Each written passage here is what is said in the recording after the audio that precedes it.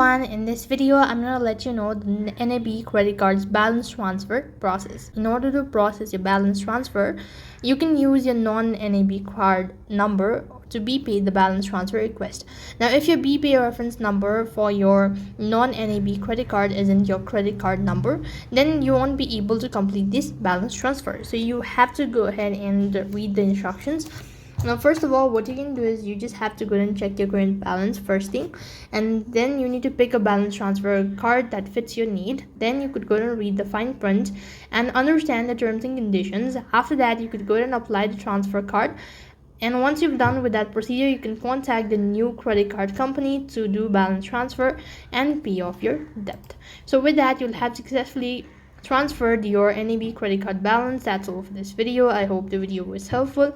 Make sure to like, share and subscribe to our channel. Thank you for watching. See you in the next video.